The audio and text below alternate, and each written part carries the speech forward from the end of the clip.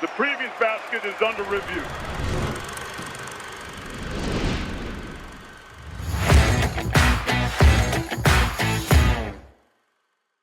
Hello, friends, and welcome to the Basket Under Review podcast. I'm your host, Eamonn Brennan of Buzzer at EamonnBrennan.com.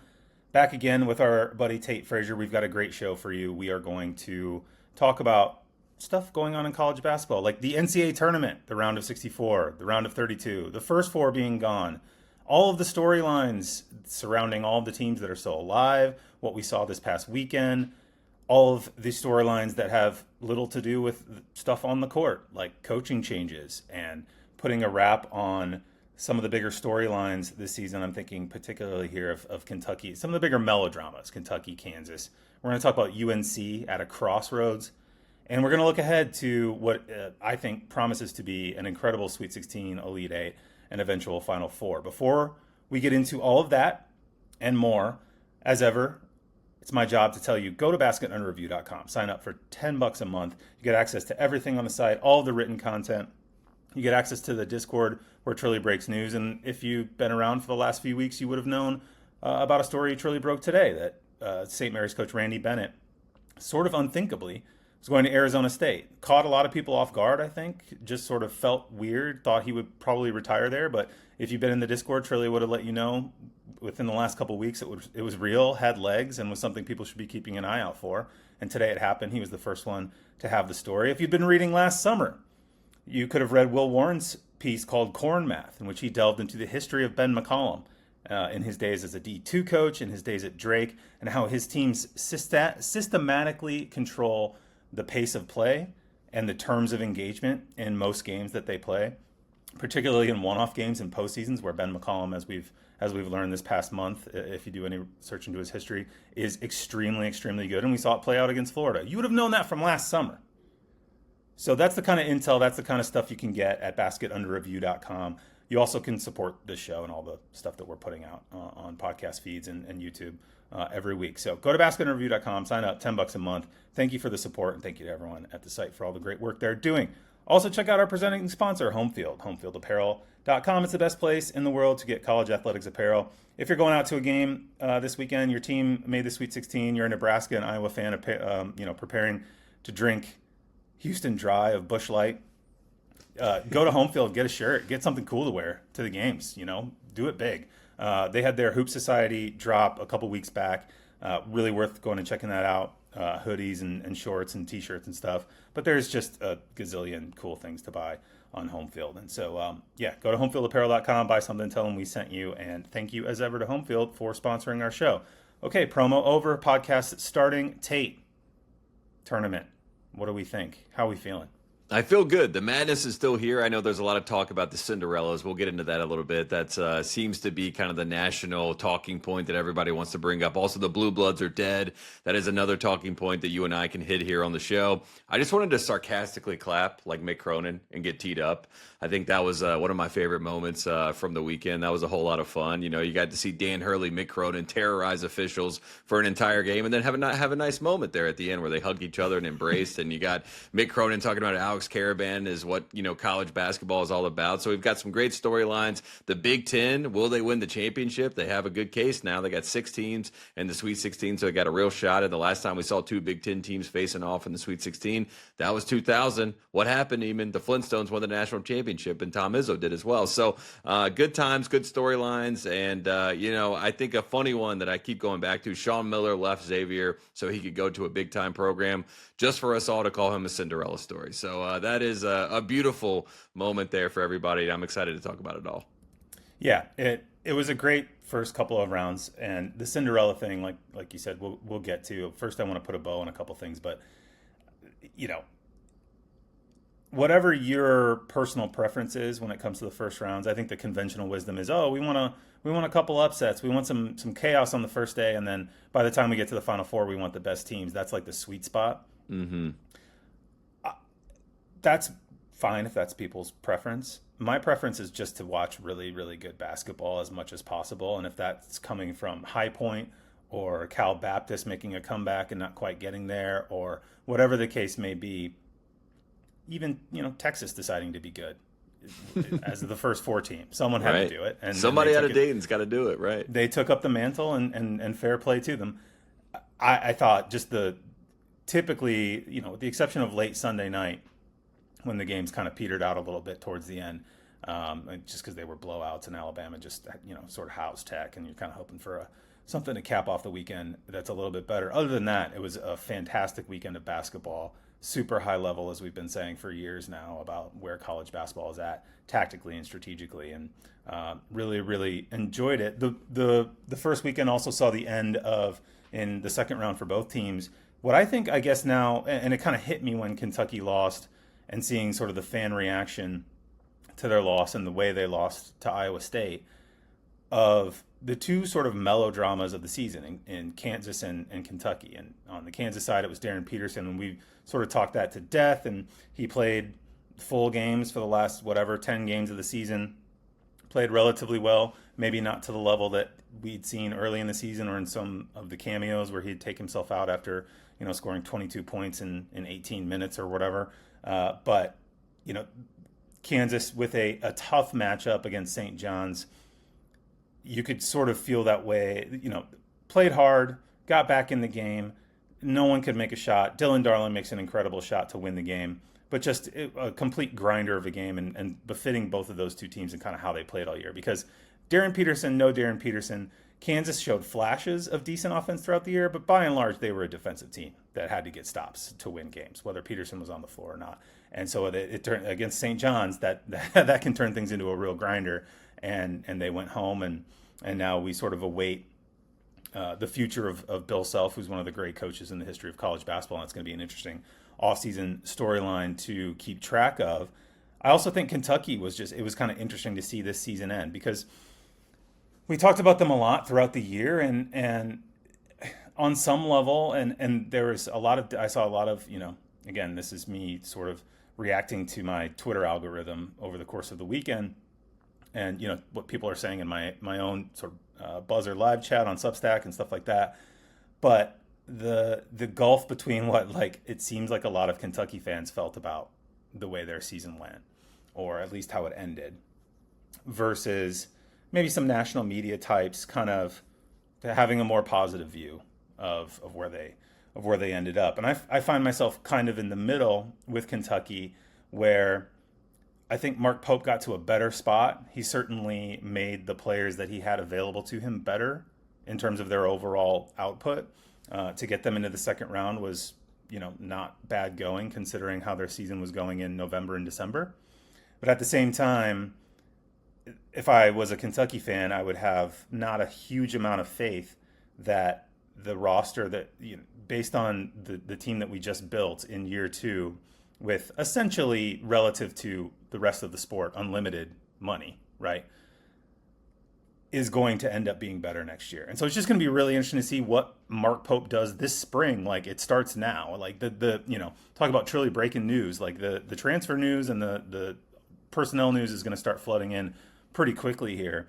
And it's going to be fascinating to see what he does, because, he's out there talking about it. He was on his coach's show on Monday talking about all of the things that they're doing well, and they realize they're not where they want to be, but hang tight on recruiting. Just a lot of semi-convincing, but also I'd be side-eyeing it a little if I was a Kentucky fan. It's just he's kind of in a weird spot for year 2 as the coach at Kentucky. Yeah, it was a very floundering 4-minute monologue where he kind of did his best to do the PR spin. And I think, honestly, the real problem with Mark Pope this season has been the PR spin and kind of the narrative that has been built around him because of his responses and reactions to certain things. And I think a good example of that recently was the Yaxel Linda board kind of saying that they offered him $7 to $9 million. And then instead of him directly answering that accusation, he sort of circularly talked around the fact that was more made up narrative stuff, but he never directly said that was not the case, which is fascinating. I think the resources that come into play with the construction of the team this offseason will be a big talking point. Do they have that insane number again kind of pinned to them? when you have that, the expectations obviously are a lot different. And when you have a player that was coming off a torn ACL, talking about a potential lottery pick in Jaden Quaintance, that also plays into it because he played, and I think he ended up having 20 points this season. So not what they expected out of him. But again, coming off a torn ACL, you wouldn't expect him to be the savior for this team. But at times it felt like he was supposed to be, or at least that was a talking point, amongst Big Blue Nation, as we know, which at times can be very irrational, but at times they can be, poignant in the fact that they have an expectation for this program. I think Mark Pope is trying to get in front of that. He understands Kentucky fans better than most. He's obviously been there as a player. He knows, how they operate, and he knows how they respond to things. And I think that's really the fascinating part with this team. And when you really think about how they went from that moment with Oweh hitting the shot. I mean, we were talking about like March Madness moments. I mean, we've had some incredible finishes in these games, and just like the whip back and forth from like, oh my God, what a shot. Santa Clara Graves just hit a game winner for them, and Herb Sendek doesn't get the timeout in time. And oh my God, Otega Oweh just hit an amazing shot. Oh wow, Oweh, like what a moment for them. And, it's just a fleeting moment because immediately it goes into a game where they look really good early in that game. They got up big, which is sort of the opposite of what they've done all season long, right? If you've watched any of Kentucky's games against good opponents, they've really gotten behind the 8 ball. Then they make this incredible run, a false hope run that comes up short. Then Pope gets in the post game and basically apologizes for the fact that they weren't prepared at the beginning of the game, which has sort of compounded the frustration of the fan base because they're like, why are we not prepared for this game? And why do we come out and we look so bad and the team looks like they don't care? So there's a lethargic aspect for the players. There's also, when you have that price point on your team, there's the expectations that come in. And I think it's put a lot on Mark Pope's plate, as he knew it, would be. But last year was a great season until it wasn't. And I think the Calipari game, when he went back to Lexington, to me, is sort of the point where things turned in the wrong direction. It was such a great story. Mark Pope's doing great. The modern offense. Oh, man, how fun is this? Kentucky basketball's back. He's speaking our language. We're so happy about this. And then Calipari came in and kind of just wrecked the home. You know what I mean? He just came in and bashed them around. And he did it with an inferior team. And ever since then, I kind of feel like their head is spinning. And they're watching a team in Arkansas with Calipari win the SEC tournament. Now they're in the Sweet 16. And I think that has compounded the frustration of the fan base, understandably so, because there is such high standards there. And I think for Mark Pope, I don't know how hot the seat is. If we're doing like, the seat warmer and you got the 3 levels, I mean, it might be on 1 right now. But again, if you put a roster together that doesn't perform, I know Norlander was talking about, like, even if they didn't make the tournament next year, he thinks Pope would still be the head coach. I wouldn't be so sure about that because Big Blue Nation, they move quickly and it's moving in the wrong direction. Yeah, that seems like a stretch to me, given what I gauge, again, very anecdotally, of the reaction among a lot of Kentucky fans this year. I mean, look, the original sin was the roster construction. Mm-hmm. And the thing about it that I have heard, Matt and some other people say after they lost and kind of, where do you grade this season, is, oh, well, they lost Jalen Lowe and they lost Quaintance, and you kind of have to take that into account. Okay, fair enough. But Quaintance was coming off an ACL tear, so there's an inherent risk in paying him a bunch of money to come to Kentucky. You don't know when you're going to get him. And what they ended up with was really not getting him at all, because he has a pro future to look out for, and whatever his recovery ended up being or not being, he didn't get on the floor this year, really, for Kentucky in any meaningful way. Jalen Lowe was, to anyone who watched Pittsburgh at any point last season, I wouldn't recommend it, but the tape is there, was a very low efficiency, high usage, scoring point guard off the dribble, right? Who shot like whatever it was, 25% from 3. He was not the floor spacer key to unlocking Kentucky's offense, and we saw that. He played enough games for it to, maybe it would have progressed as the season went along. But Mark Pope in his radio show that he did on Monday, talked a lot about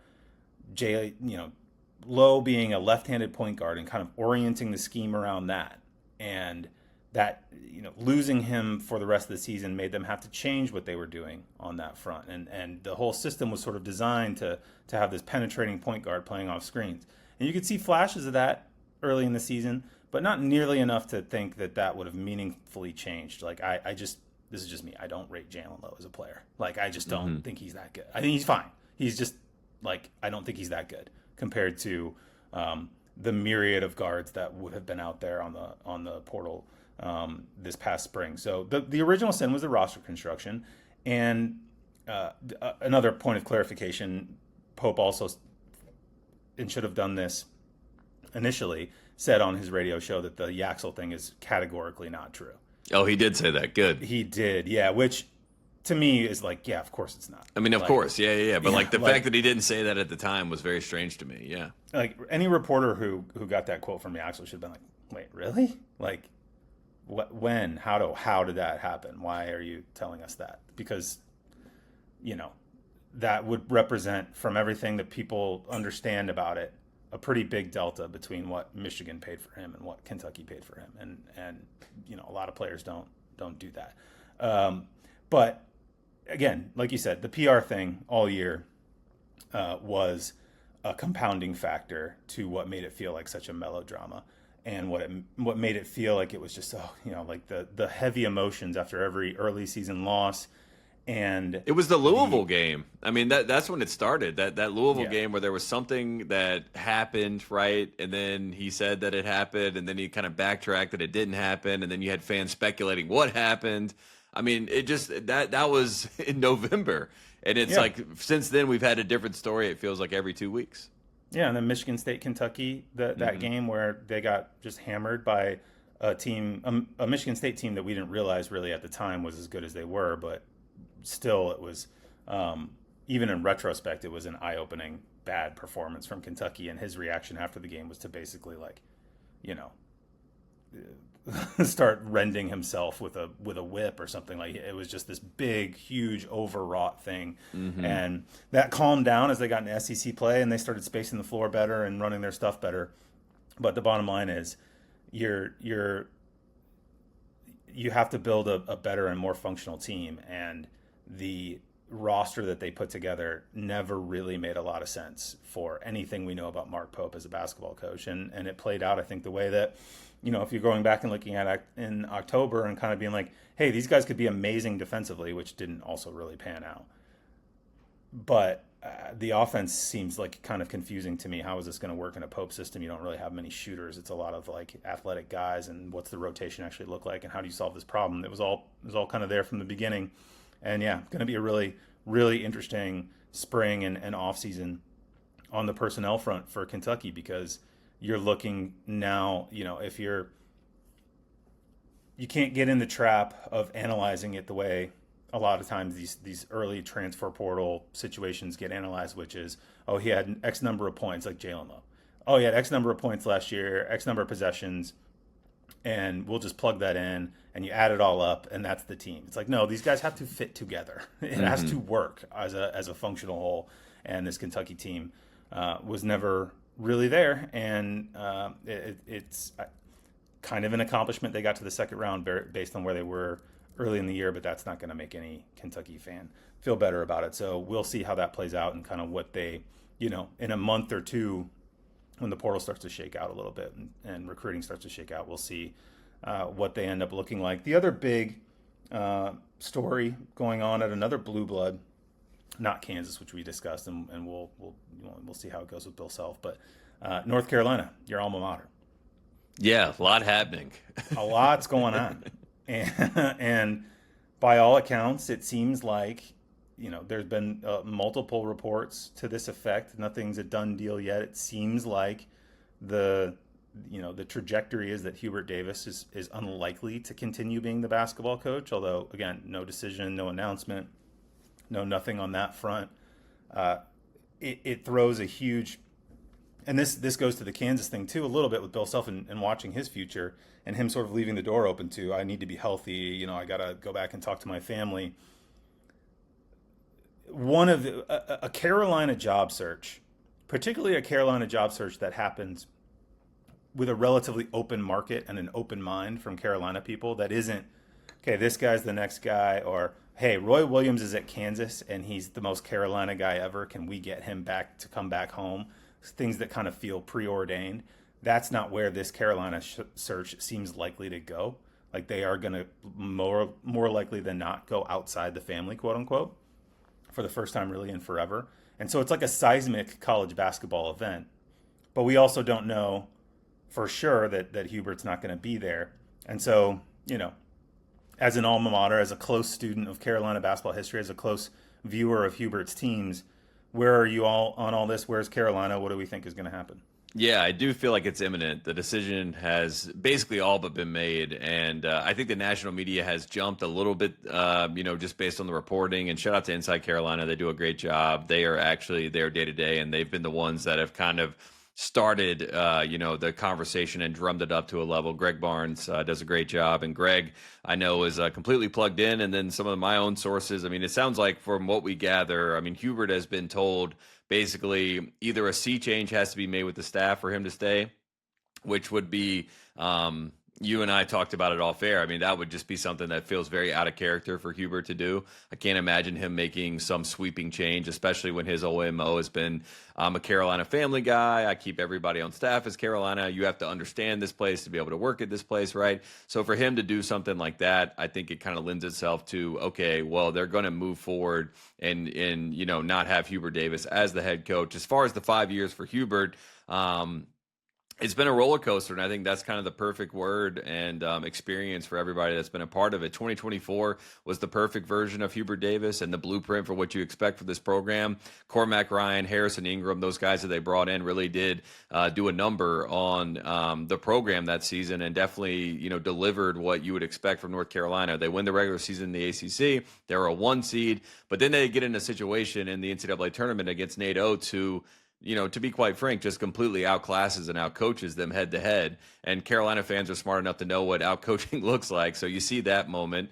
The 2023 preseason #1 year, that was one of those things where it's hard to, it's a hard pill to swallow for North Carolina fans. Being on the bubble last year was a hard pill to swallow for North Carolina fans. They did find a way in and blow out San Diego State, but then ultimately they go up against Chris Beard, and yet again, they're outclassed and outcoached. And 2022 was an incredible, amazing run. At the time, I think everybody, was kind of just reaping in the beauty of the storyline there with obviously Coach K and the impact and the implication. I turn my nose up a little bit and take a little bit of umbrage when I hear people saying those were 2 of the biggest wins in Carolina basketball history.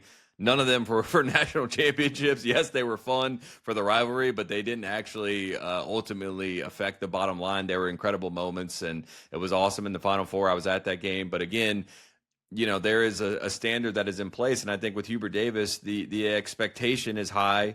The in-game coaching has been something, to be up 16 points in a national championship game and find a way to lose. Yes, a lot of things happen. Remy Martin goes insane, but that's still a talking point, especially around Chapel Hill. And then to be up 19 points against VCU, it was sort of a symptom of the larger issue, which is you react instead of anticipate. And I think anybody that's played basketball in their lives understand the difference. And I think anticipation is one of the best skills in basketball, especially from the sideline. And that's one of the main jobs of a head coach. And when you see these programs with coaches who have been able to anticipate the landscape, to anticipate what another coach or program is going to do and react accordingly, I think that's just a major difference. And I think that's why he's under scrutiny. And I think a lot of people thinking that this is about the VCU game, that was just kind of the final nail in the coffin, in my opinion. This was a conversation that had been, kind of swirling going into the season. He knew, and by he, I mean Hubert knew going into the year, this was sort of a make or break. Like, is there proof in the pudding here? And Caleb Wilson was an incredible storyline. Him going down is obviously a factor. But you're up 19 points. You had you lose 3 games down the stretch. Your last 3 games of the season, you lose for the first time since 1964. That is just something that is not going to sit well with the powers that be. And now we're sitting here trying to figure out what the next thing looks like. And like you mentioned, North Carolina has never done a search like this. I mean, everything has always been preordained. I mean, Matt Doherty was just, if it wasn't Roy the first time, it was going to be Matt Doherty. When Coach Smith retired, it was Bill Guthridge, handpicked by Coach Smith.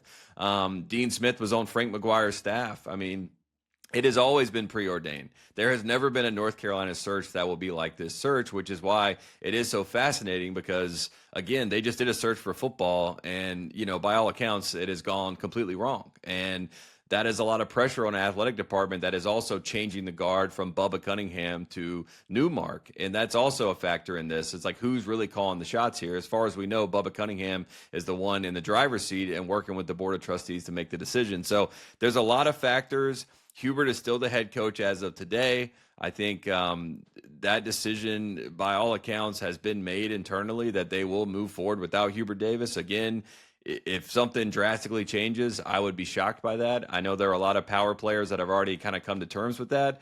But what does North Carolina basketball look like as we move into the future? Yes, it's nice to have this incredible history, but if you don't move forward, if you don't adapt, you die. And, we've seen a lot of coaches adapt. Rick Pitino is a perfect example of that. I mean, he kept the same principles, but he's adapted to modern times. And I think North Carolina fans want to see a coach that can come in and adapt the program, modernize the program, move it in a direction that's a little bit different with obviously the characteristics and the character of North Carolina, which is going to be a big factor in who they decide to go for. But they're going to swing big. And I think this is going to be fascinating because, again, they've never done this before. And it'll be interesting to see who is actually on the list.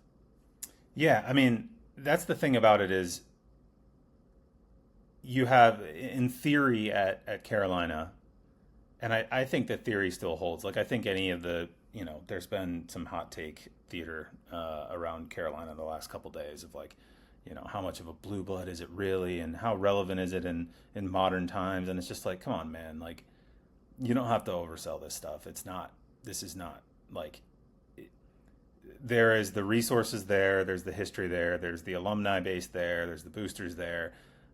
All of it points to this is a huge, too big to fail college basketball program. Now, other programs have drifted. I went to a school where that happened, but the circumstances are very different, right? Like there is no history at Indiana of multiple coaches winning at the level that the original sort of program defining coach in modern college basketball history won, right? It's like he left and then things kind of went haywire.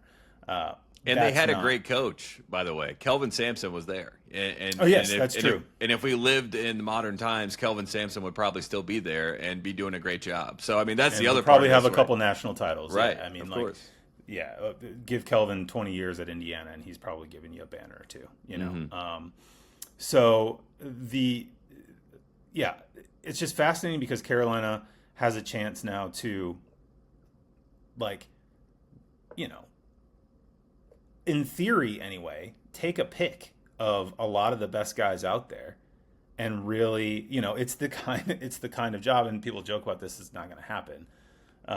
It's like become a meme in large part because of Indiana fans and their many coaching searches over the years. But it's like, it is the kind of place that would be like, well, should we try to call Brad Stevens? Is there a chance that this would, it's such a big job and it's such an opportunity and the cultural fit is such that like maybe he'd consider it? That's not going to happen.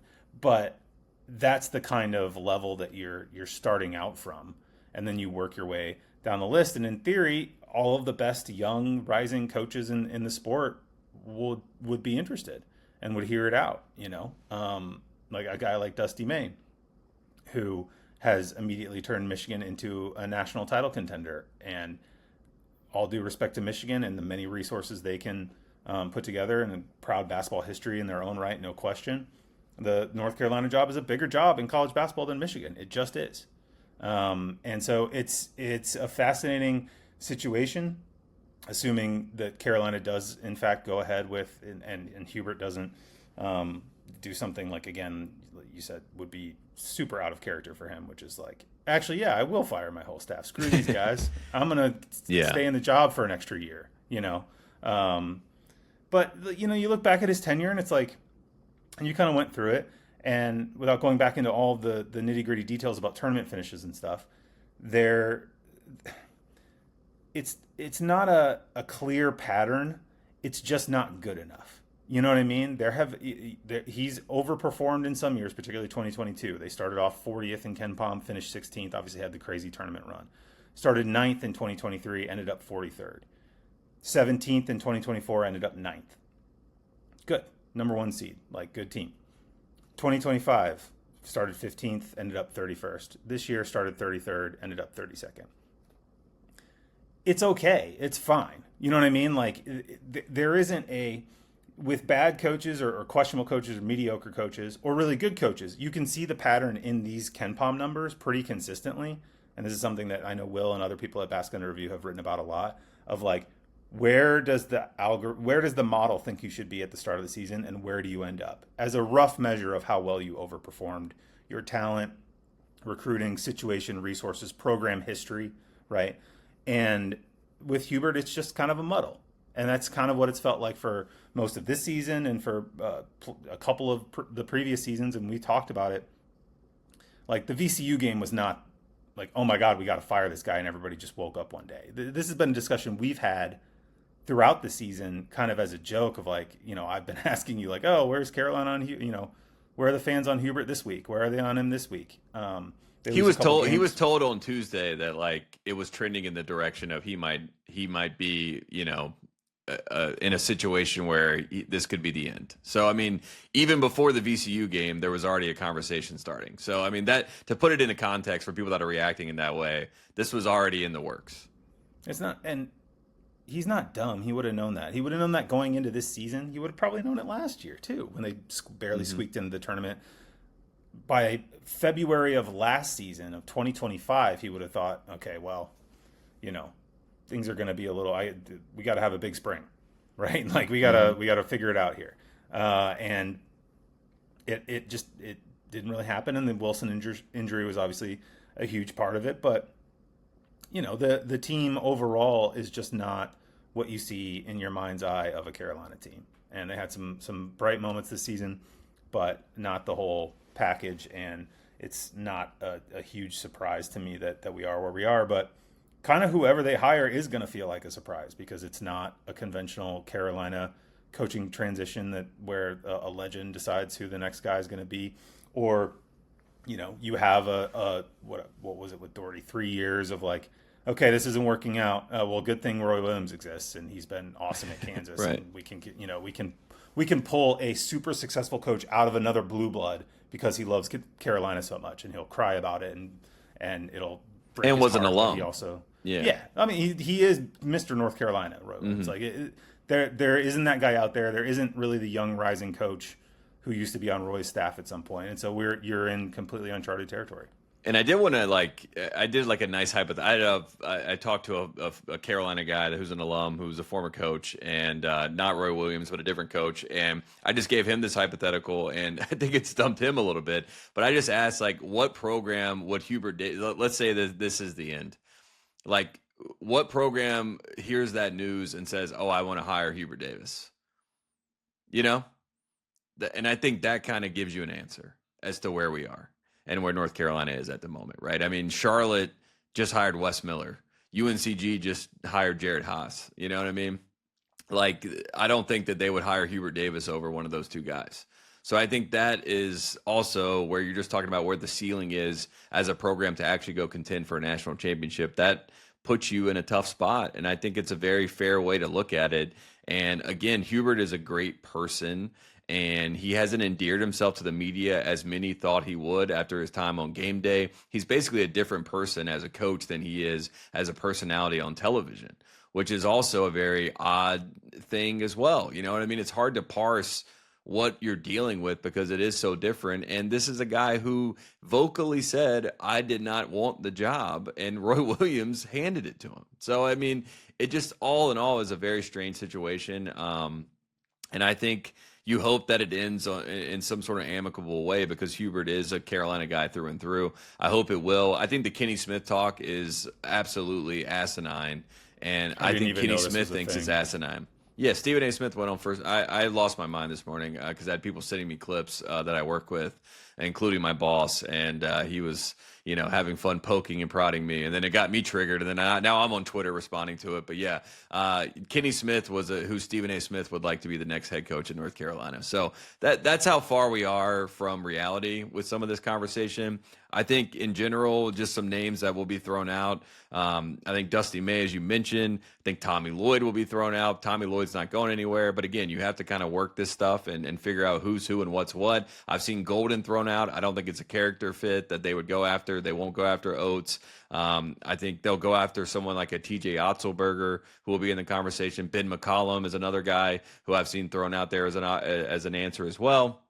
But again, they're going to kick the tires on all these guys. And I think that they hopefully will end up with someone who can modernize and take bits and pieces of the good Carolina stuff and then find their own identity. It's tough too. I mean, it's going to be tough sledding for anybody. I mean, you go to a Carolina game and you have Roy Williams sitting behind you. You have Larry Brown in the crowd. You have Mark Turgeon sitting across from you. You have Michael Malone in the crowd, right? I mean, there's a lot of like these legendary coaches that are just around, hanging around the pro. Phil Ford's watching you, and they have all opinions, you know what I mean? And then you have the Antoine Jameson, Jerry Stackhouse, who's now with the Warriors, is coming around. Like, you're going to have a lot of pressure and a lot of people that are going to be observing everything you do. So it's not an easy thing to take on either. So I honestly am going to, sympathize with whoever gets put in that seat, because it's going to be, for all the great things, it will also be a lot of pressure and a lot of expectations as well. Yeah, you have to have, I believe what Rick Pitino would characterize as Dylan Darling sized balls to take it on in many That's ways. Right. Right. But call your shot. But you also if you're a coach with any ambition, it is, it's speaking to you like the Green Goblin mask of like, come on, dude. Like, you could be the coach of North Carolina men's basketball. Do you want this thing or not? So I think there will, certainly be interested candidates. And like we said at the top of the sort of segment, that the program at a crossroads. Will be a new era, no matter who gets hired, essentially. And there's tons of talk about off-campus arena, or do you renovate the Dean Dome, and that in and of itself feels like kind of a sea change. That's its own version of a crossroads too, because you have two different camps. You have the never move the arena, it doesn't need to change. Then you have people saying, hey, there's one concourse, you can't even go to the bathroom, it's going to take you 30 minutes to go. You know what I mean? Like, and it's a very fair point, and you can't also maximize the profits of a game without suites and things like that. I feel for everybody who's in the middle of that conversation. I have completely ejected myself from that conversation. I love the Smith Center, but even Coach Smith would be like, this place is out of date. You know what I mean? And one thing that Dean Smith always did was be on the forefront of things. He was never in the back seat. He was always driving the car. And I think if you want to do the whole nostalgia thing, here's another, Hubert Davis thing where everyone's like, he does everything like Dean and Roy. Dean and Roy would never be in a situation like he was in the Clemson game without timeouts. Never. I mean, there's not one game that would be the case. So if you want to do the whole nostalgia card, I promise you it doesn't hold up. So I'm over some of that conversation as well. Yeah, and if your inclination toward nostalgia would lead you to dismiss some of the younger coaches that are out there doing different things right now, I mean, Dean Smith was that guy. He's right. one of the first guys to really track stuff per possession, points per possession, steals per, like, he was on the forefront of 30 years early of understanding that it's not, he kept just how many things, stats on deflections a game, all this sort of stuff, right? Not just how many things you do in 40 minutes of basketball, it's what you do every time you have the basketball in your hands, or the opponent does. So I had someone reach out to me about McCollum because, Terrence Oglesby put that out today, and I had someone reach out to me and was like, they would never hire someone like that. They played up-tempo brand of basketball, and I just had to respond, Dean Smith ran four corners. You know what I mean? Like, let's think about this. Roy played up-tempo. Everything. Yeah, and secondary break he kind of embraced as his like whole philosophy in many ways. But Dean, he would slow a game to an absolute crawl before the shot clock. And he also changed. Once we got to the 90s, Dean started playing. Once he got point guards like Ed Cota and all these sort of guys, he did speed it up. And the primary and the secondary break was a part of what he did. I mean, again, modernizing, advancing, changing, adapting. Those are all things that need to happen. Yeah. Okay. Well, that's a good place to leave Carolina until we see how things change. Who knows by the time the show goes out if we'll have a decision on Hubert one way or the other. But it's been developing for a while, and it'll be very interesting to see where Carolina goes as a program. One place they won't be going is the Sweet 16. One of the blue bloods left out. Sorry, Tate, that felt... No, it's okay. That was a good transition. It made me laugh. Thank you. Yeah. Thank you. Yeah, I like that one. But it also felt weirdly pointed. It was not intended to be. The Sweet 16, very good. I like it, but the national conversation has been a little negative, I guess. Not super duper. I feel like there's been some good nuanced stuff. Like I thought Joe Rexrode wrote a good column in The Athletic about how Cinderellas or no, the NCAA tournament's still kind of awesome, which is kind of where I am at it. It's like whatever your personal preferences are for the makeup of the Sweet 16, and you'd rather have a couple mid-majors in there or not. The actual like first weekend of the tournament, kind of no matter what it gives you, is just it's like an unbelievable experience regardless. But I get that maybe not everybody feels this way, and maybe particularly this is centered among people who kind of drop in at this time of year because it's the tournament. Of course, they're going to watch it, and they expect to see what they saw when they were 15 or 20 or whatever, right? 5, 10.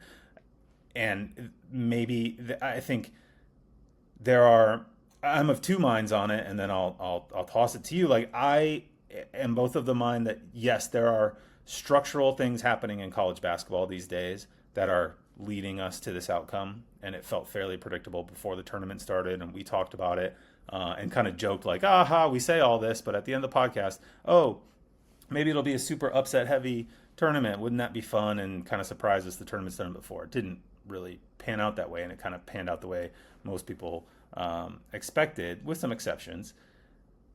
That stuff's all real, and there's multiple factors. Like it's not just NIL in the portal.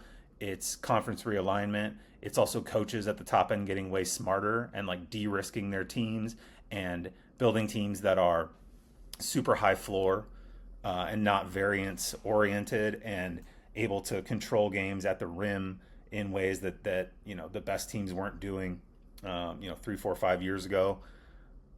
But at the same time, like we've had very dominant high seed Sweet 16s in the past. We had them 15, 20 years ago. And, then a few years, like the next 4 or 5 years, it's, VCU and Butler in the Final Four.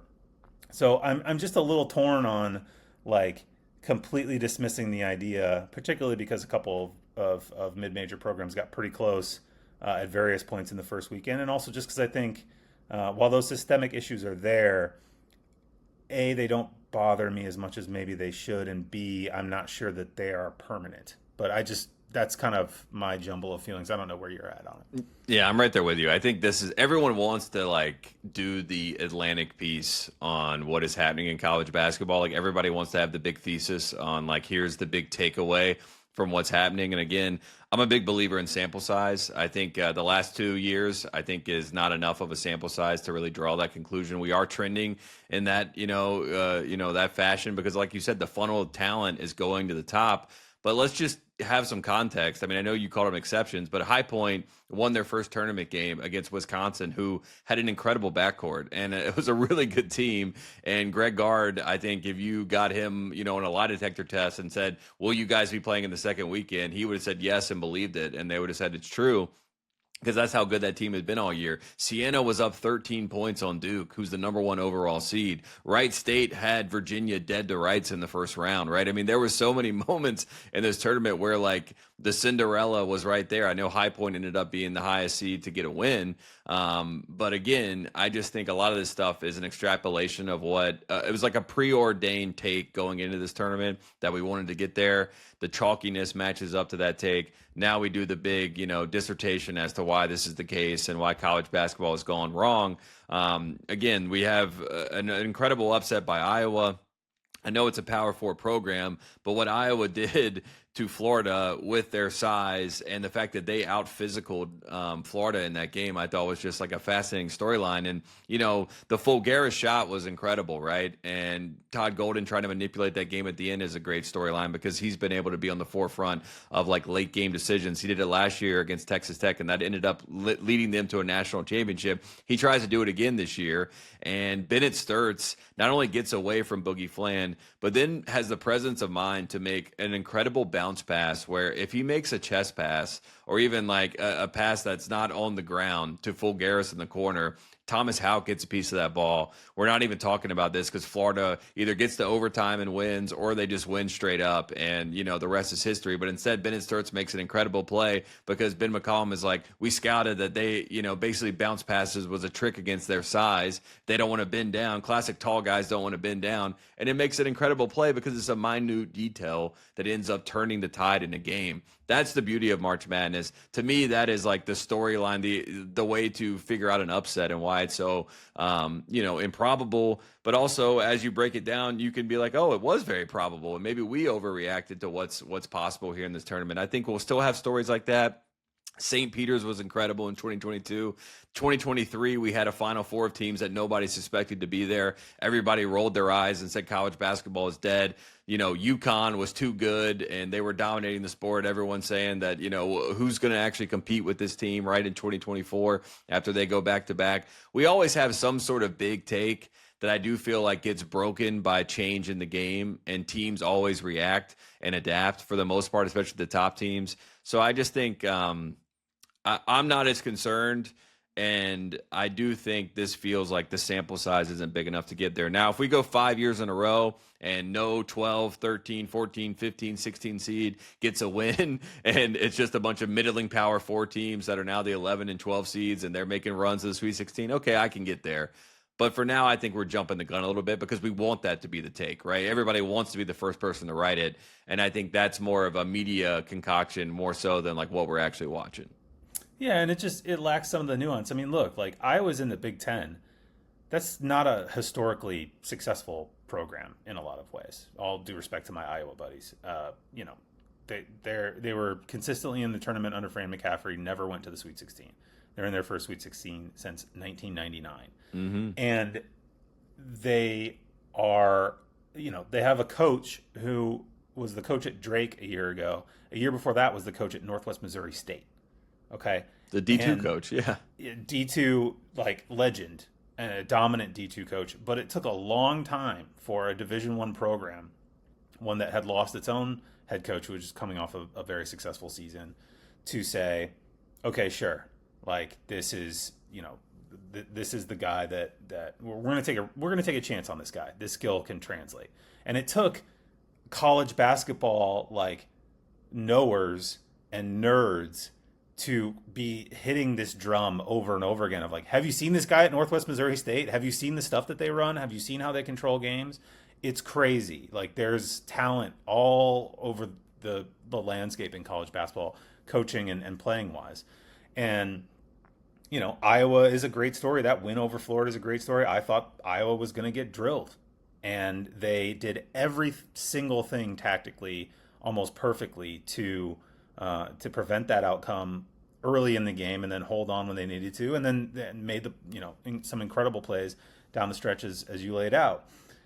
The portal thing, like, I actually think it's simultaneously true. There are more guys at these Sweet 16 teams that started at different places than before, obviously, but there are plenty of teams where that's not the case. Michigan State doesn't have a transfer in its starting five. All 5 of its guys are from Michigan State. Purdue's got 4 and 1 transfer. Duke's got 4 and 1 transfer in Malik Brown, who wouldn't even be starting if Gongbo was on the floor and healthy. Houston, not a program filled with transfers. Arizona this year, certainly not a program. Even Alabama doesn't have a ton of transfers this year. Iowa State's got a couple guys. They are not the primary functions of that team's success. Those guys have been retained. UConn, same deal. Tennessee, kind of same deal. There's more than one way to slice it, and has been for a while. And in fact, I was talking to a buddy about this over the weekend, because he was kind of saying some of this stuff that it's like, oh, it's all portal now, and you never know what you're going to get, blah, blah, blah. I don't even know who the guys on my team are. He's a Kansas fan. And I was sort of like, yeah, that's true, and I sympathize with fans to some degree on that. But on the other hand, there are programs out there who don't go overboard with it. UConn under Hurley has been very clear about this. Like, we want to have a mix. Like, we'll go out and get a guy or two in the portal, but we want, we have Alex Caravan, who's been there for 4 years. We have freshmen that we bring in and we develop them, or they're NBA prospects. Like Duke is doing the freshman route. Michigan State is basically building its roster like it's 1995. Right. Like there's just like there's no Houston kind of too. They'll take a transfer here and there, but by and large, Kelvin wants guys that he recruits and then drills into complete like ego submission, as he talked about over the course of the weekend, and builds his team that way. There's just lots of ways to do it, and the teams at the very top end are not just okay, let's go buy the best roster and we'll figure it out from there. So it's an interesting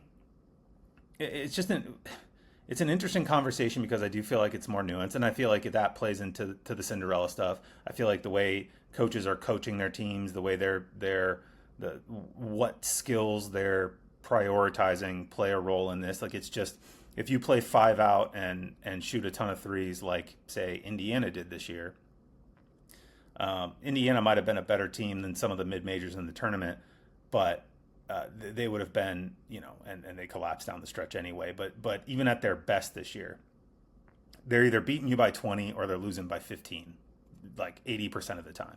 Because it's just, did they make threes? No. Okay, no offensive rebound. Easy to beat on the back line. Not a low, not a low variance Same with team. Louisville, right? I mean, Louisville's the same problem. 100%, and that's why that Michigan State game felt super predictable going in. It's just like, yeah, maybe Louisville gets super duper hot, but if you're taking a bet on it, you'd bet on Michigan State just like controlling the game, controlling the boards, getting the easier buckets, and finishing. And in fact, Michigan State hit threes in that game. But anyway, it's just the conversation is more nuanced, and even if it were less nuanced, and Florida had won, and we had 4 number 1 seeds, and we had 4 number 1 seeds in the Final Four next week. I can't find I'm loving college basketball as much, and this comes from someone who loves mid-majors and loves the diversity throughout Division I and thinks that that's a huge part of what makes college basketball great, and would be absolutely horrified if there was ever any break-off attempt or a rejiggering of the NCAA tournament to take mid-majors out of the bucket. All that stuff would be like just absolutely a nightmare for me. I'm telling you guys, I watched the games. They're really, really good and fun, and the tournament is as good to me as it's ever been. In the same way, the sport to me is as good as it's ever been, and I'm kind of willing to accept the trade-offs. Yeah, I'm right there with you. And the good news is that Iowa took out the 4 number 1 seed conversation now that we don't have Florida anymore. So, luckily, we don't even have to worry about that whole, talking point if we have 4 1 seeds again, because then people will double down with that same opinion. And there's been some incredible basketball games. I mean, what Santa Clara and Kentucky did as far as delivering a thrilling first-round game, and Tyler Tanner having a shot, the Gordon Hayward shot that goes all the way down but doesn't go in. I mean, there's been so many moments. I mean, Dylan Darling, as you mentioned. I mean, Bill Self, that strategy that Bill Self had at the end of the game, I know everyone was grilling him because it didn't work. It was a great strategy. And Kansas just fouled too quickly on the first 2 fouls. But if Kansas lets them dribble a couple more times before they foul, we're probably going to overtime. And who knows what happens in overtime.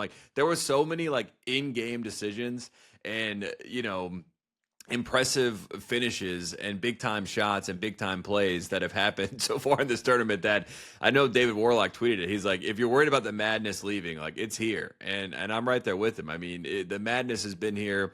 The first half for Siena was incredible theater.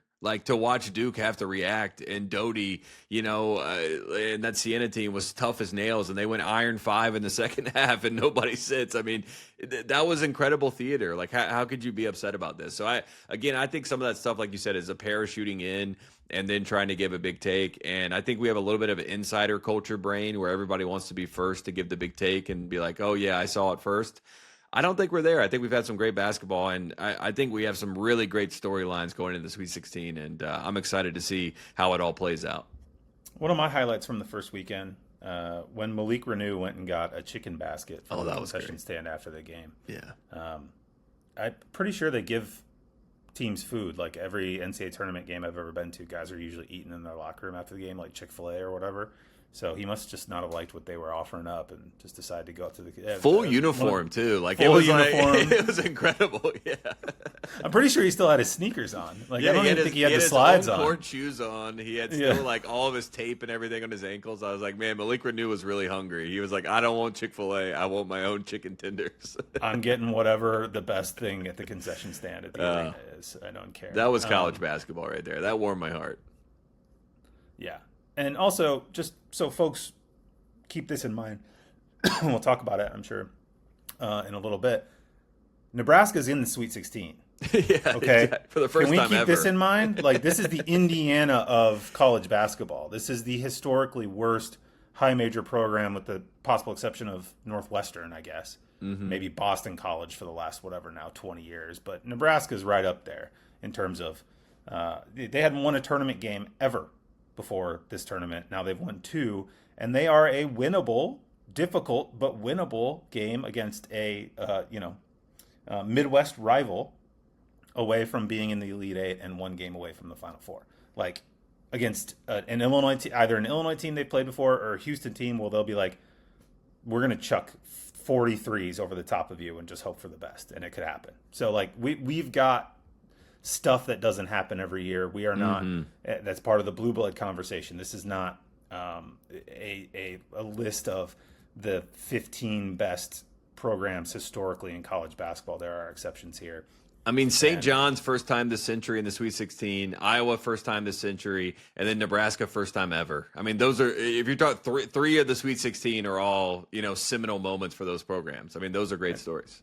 And these are a product of the portal as well, and the new era of college basketball, because it's about marshaling resources, having a really smart coach, deploying those resources well, getting the right fit of guys, and like building an actual team, and not just we're Kentucky and it's 2010, so we're going to recruit the 7 best freshmen in the country, and if they can shoot or not, that's fine. We're going to be dominant enough that we'll we'll win a ton of games anyway. You know what I'm saying? So like we're in a different world, but there are positives and negatives. All right, let's talk about the actual Sweet 16. Let's look ahead here, because there's a lot.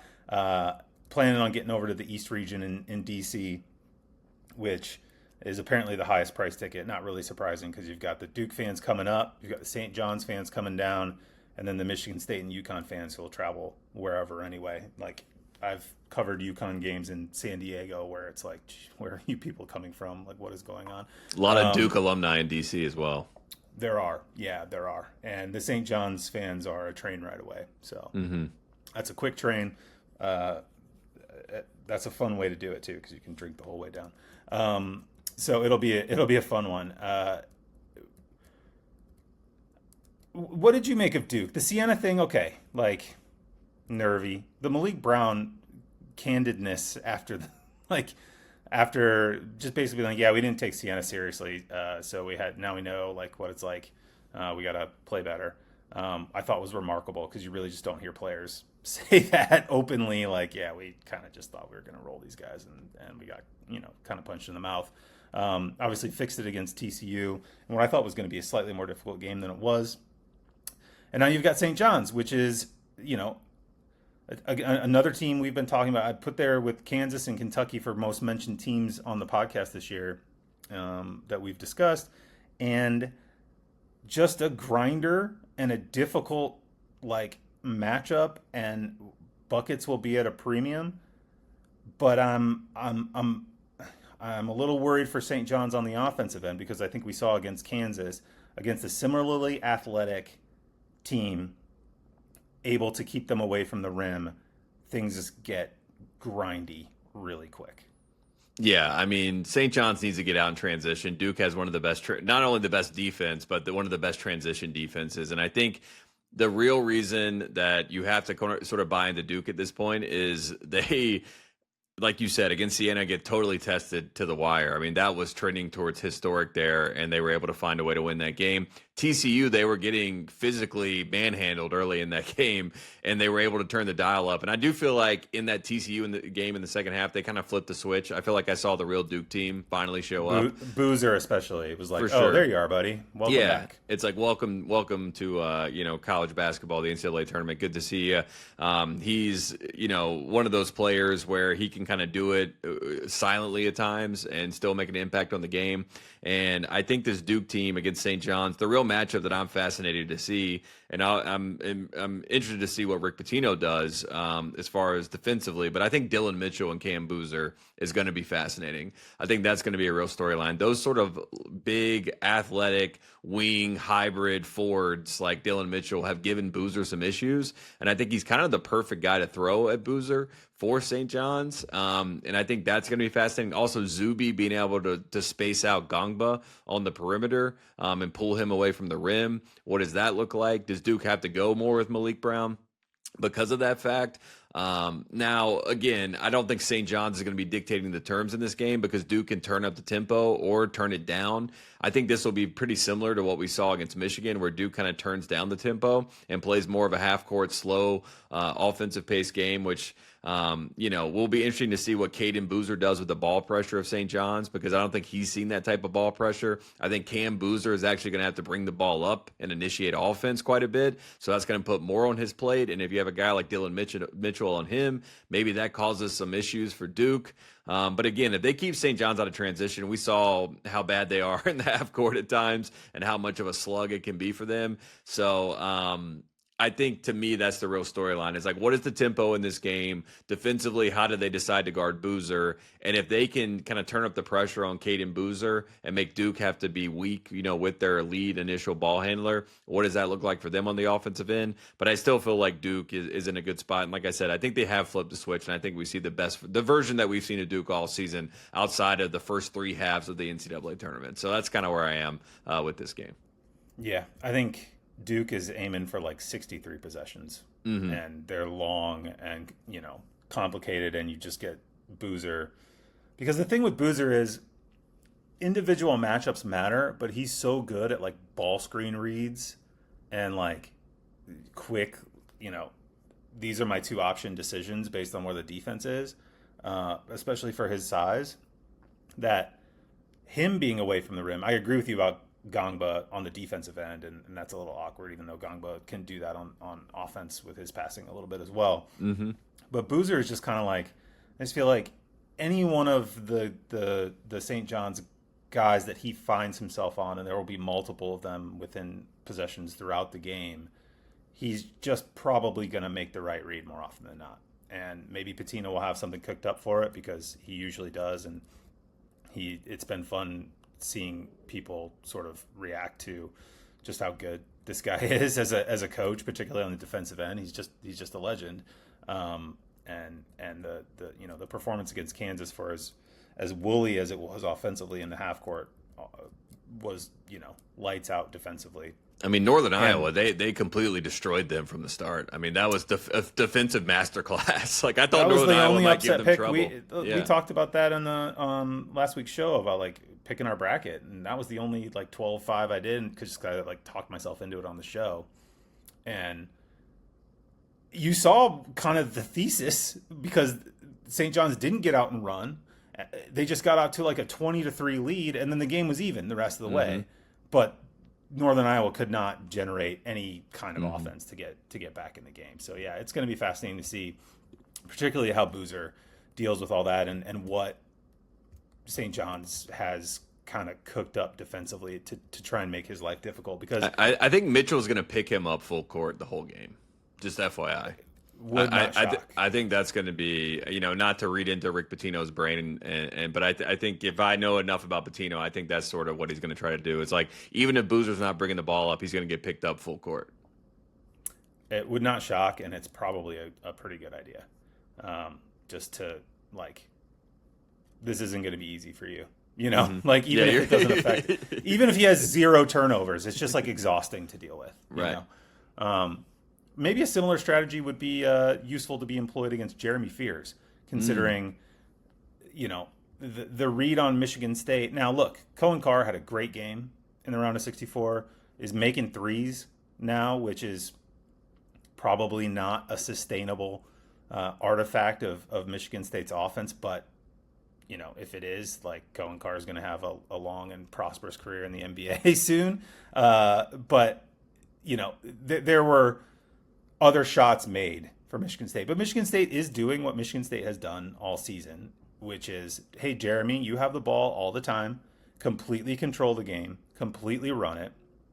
Every shot we get, more or less, comes from something you create in the half court. And if I'm UConn, I'm just maybe not only sending an extra guy, I'm just sending guys at him as much as I can, because UConn has a deeper backcourt. They have more guys. And like Solo Ball really struggled over the weekend. And there are concerns, I'm sure. I'm ready for him to show up to the tournament too. Yeah. He hasn't yet. He has not yet. And the fact that UConn is where they are, and pretty convincingly, in the round of 64, like by the end of that game against UCLA, they were pretty easily through without Solo Ball really doing much of anything, is pretty impressive. But I mean, what did he get? Yeah, he had 0 points. Okay, I didn't even get a bucket late in the game. 0 points on 0 of 5 shooting. Wow, that's even worse than I thought. Yeah, had a couple bad fouls too. You know, like a couple and ones he gave up. Yeah. Yeah, maybe you just say, Solo, don't even worry about scoring, man. Just go make Jeremy Fears annoyed, like 70 feet away from the basket. Can we do that? Because I do think, for as much as Michigan State has shown us that this works, there is still someone out there, and UConn might be the staff to do it because they're so good and so smart. And we have to remember they've lost now one tournament game in the past 4 seasons of college basketball. Okay, and they could have won it. Yeah, and they could have easily won it, and it was against the eventual national champions, right? So that we talked about this last week. Like, even if you're not super convinced by UConn coming down the stretch here, this is a staff and a team that tends to just win games. You have to kill them, yeah.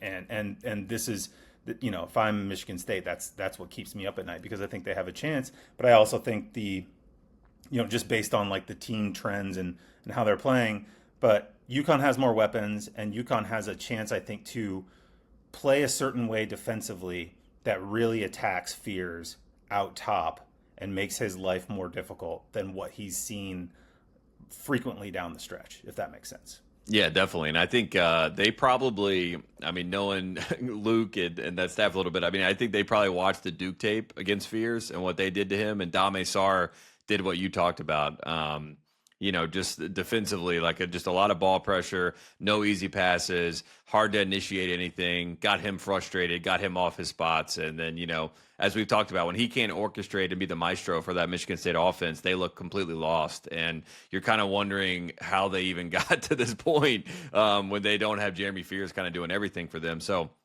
I think that is a fascinating matchup. Cohen Carr has been a nice bright spot for them. Hopefully he can continue to play at the level he's been playing at. Then also just inside, what does Terrace Reed give you? We've kind of seen like 2 tales of Terrace Reed. The dominant, oh my God, is this guy going to break an NCAA record with rebounds in a game? And the ho-hum, oh yeah, he kind of got his numbers and did what he needed to do to get a win against UCLA. So like, I want to see what he does against the front court of Michigan State. The rebounding battle, I think, will be a big storyline in this game. But Jeremy Fears is the difference maker. And I thought he had a nice kind of March Madness moment with the media where he tried to give the guy the extra question. I thought, he endeared himself to the media, who's been really hard on him with some of the, chicanery that he's had on the court this season. So I think that was good to see Jeremy Fears kind of show another side of himself outside of the arena. I thought that was good. But I think, Izzo and Hurley, obviously you heard Hurley talk about his respect for Izzo, which I think is,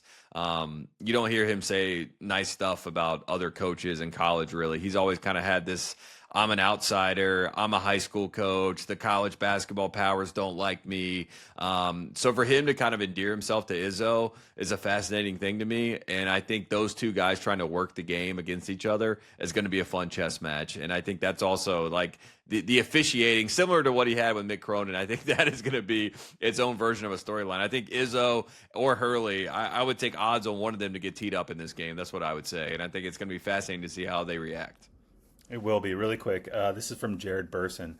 Terrace Reed he had 41 points and 40 rebounds in the weekend. He was the first player to go 40 and 40 in the opening weekend of an NCAA tournament since Tim Duncan in 1997, which is crazy.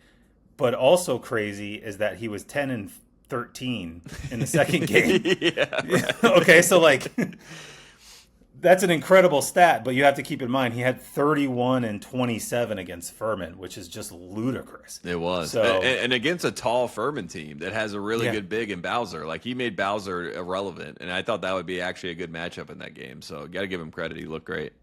Yeah. I love that stat because it's just like, wow, this guy did something that no one's done since Tim Duncan in 1997. What a great stat. And then you're just like, well, he did have 31 and 27. So if he didn't break that stat, you're like, buddy, you had a bad, what happened in the second round? Yeah. yeah, you had a bad night. All right, moving down to the South. We mentioned the Corn Bowl, Iowa, Nebraska, Thursday in Houston, going to be just a massive game arena-wise. Like, I do think some of the surprise that people felt when they saw Indiana fans in football at the various locations, like, oh my God, where are all these people coming out of the woodwork from? You're going to have that with Nebraska. You know, they had it in the first round in Oklahoma City. Nebraska fans were extremely present and very loud in those games. You could really feel it on the broadcast, and Iowa will have a lot of that too. And it comes down, and I think in many ways, to can Ben McCollum control the style of the game? Can he wage it on Iowa's terms? And if so, then you like Iowa's ability, at least I do, to win sort of the little nitty gritty tactical matchups like they kind of did against Florida, and they rebound better than you think, and they force you into this kind of slow paced game that is totally antithetical to what Nebraska wants to do. Yeah, this is contrasting style. But as much as, like, I've seen a lot of people saying both these teams kind of have Hoosiers DNA, I think we can read between the lines as to what they're really saying when they say that. But it is fascinating how different they're going to play. And, you know, I kind of call the McCollum teams kind of the late clock assassins, right? I mean, they run the shot clock down. They take shots with 3 seconds on the shot clock by design. I think that's going to wear on this Nebraska team quite a bit. I think the other great, sort of game within the game is Fred Hoiberg hates Iowa, Like, I mean, this is a guy who, was at Iowa State. That is a real rivalry. That from being in that area. What, that looks like between, Iowa City and Ames. They do not have any love lost between those programs. And for Fred Hoiberg to see Iowa in the Sweet 16, to have those Nebraska fans come down to Houston and take over the arena, and I'm sure there will be a lot of Iowa fans there as well. I just think that's going to be fascinating to kind of see what the environment lends itself into, because they basically had to play de facto home games in the first 2 rounds with all those fans being there. And Price Sanford, an incredible, I know we've heard it all season, but in the tournament, that was the first kind of bang moment. The Price is right when he hit a 3, and then it kind of opened the floodgates against Troy. When they shoot the ball like that, I mean, that is, you talk about, the variability, but when Nebraska makes shots, as dumb as that is and banal as it is, they look like a team that could really make a run, and I think this is a game where they could really test that. But for whatever reason, I'm kind of with you. I think Iowa is able to make them take quick shots, also hold the ball, and make them feel like, man, we never have the basketball in this game, and the possession battle is going to trend towards Iowa. And as much as we talked about Sturtz, and I mentioned that great play that he made late in the game, Banks was really the star of that game, and Fulgaris was great as well. So it's not just been Bennett Sturtz. It's not a one-man band there for Iowa. So I think they played some really good basketball. So I trend in that direction too. But again, don't count out how much Hoiberg hates Iowa, because I think that's really going to matter too. I mean, Nebraska hates Iowa, and Iowa that hates is Nebraska true. Yeah, too. It's something to consider there. It's good. It's a rivalry that doesn't have a chance to express itself, particularly in basketball, all that often. But the two fan bases just don't like it. People from the two states don't really like each other. And sometimes you're so similar, you hate the other person. You know what I mean? Like it's one of those things. I mean, Nebraska's called the Cornhuskers, but they never produce as much corn as Iowa, and this is just a fact. It's a corn battle. Yeah, I mean, it should be the Iowa like corn kings and like the Nebraska second place, pretty decent corn farmers or whatever. Okay. I like it. That's just a little Iowa. That's a little Iowa for you right there. Also, speaking of bang, the full Garris shot was the first time all weekend I busted out the double bang in the chat man. to the Iowa boys. Just incredible. Bang period. Just massive moment in the Iowa high school buddies group chat, one that will go down in legend. They're fired up. And a great redemption moment, too, for Full Garris to go from, like, Condon throwing him to the ground, him allegedly throwing a punch, which wasn't – he tried to punch the ball, which I felt like the announcers did him really dirty with their reaction. I can't remember. It was a Sparnacle or whoever it was like, he threw a punch. That wasn't a punch. And then Golden's reaction, which I thought was just – you're a national champion. You know what I mean? Like that to me was like bad. That was like bad basketball karma coming back when he hit that three. So shout out to Iowa. I'm glad they got it done. Yeah. Todd Golden, very chippy the last couple months with just basically everybody in his vicinity. And, Ben McCollum gave it as good as he got in that exchange. There's some words were exchanged that were picked up on the broadcast. He said they're getting sensitive over there. We're playing basketball. So good. Yeah. And I mean, he called him numerous words to his face that I'm not even going to repeat on the podcast, even though it's, we swear every now and then. How could you not love college basketball, man? I mean, my goodness, so good. The guy in a no jacket, white shirt, tie on, just absolutely MFing the coach down the other sideline. Just fantastic. The other game in that region, and here's my theory, is that if Houston comes out of this region, or maybe even Illinois, and we get the 3 other 1 seeds, we're still going to get all the takes during the Final Four about it might as well be 4 number 1 seeds. Seriously, like people are going to do it anyway. I've covered too many Final Fours. I've listened to too many annoying predetermined questions in press conferences where people come in and they've got their column 70% written and they just need a couple quotes, and then they peace out and show up 15 minutes before the game starts the next day or whatever. It's going to happen. But Houston is kind of a little bit like a number 1 seed, and they are that good. And Illinois, to their credit, still at KenPom right now.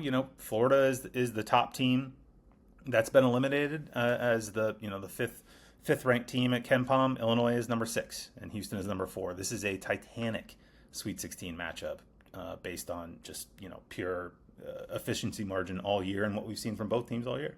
Yeah, Brad Underwood said that he does not care that he's playing in Houston, and he's tired of hearing people talk about it. So I will not talk about that fact. But Houston is playing in Houston. That has to add some sort of, the fan advantage. But how can the fans really impact the game?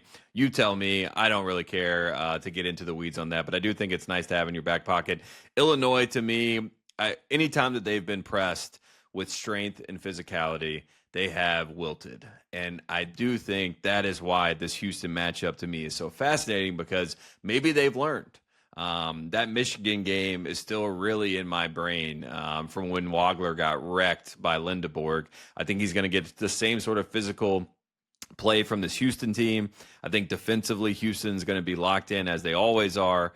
I just think that if Illinois really has a shot here, they're going to have to really play tall ball and try to use their size and not be, as easily punched by this Houston team, because they're going to throw the first punch for sure. I want to see how they react, and I think that's a real storyline in this game. How does Wagler react to the physical ball pressure of Houston? And I think that's going to tell the story, because if he handles it better and he learned his lesson and he has, kind of adapted and grown, then Illinois has a real shot here to get a big win, because their offense, if they score at a high clip, they get over 80 points. I think that is the type of game that Illinois wants to play. But if it gets bogged down into the muck, as Kelvin Sampson wants it to be, I think that's going to be tough sledding for Illinois. Yeah, that was the game I meant to bring up earlier when we were talking about, like, can you get at Jeremy Fears further away from the rim? Can you throw people at him? In theory, Houston could very well do that to Wagler in the same way that we saw with Lindeborg and not Boswell, Wagler in Champaign, and that put Wagler all out of sorts. Now, I think he was just standing at half court. Yeah. It was just sort of like, oh my God, can this guy leave me alone? Like, this guy's like 6 years older than me. Like, what are we doing? When you're getting double teamed at the YMCA and you're like, dude, are we doing double teams? Like, what is happening?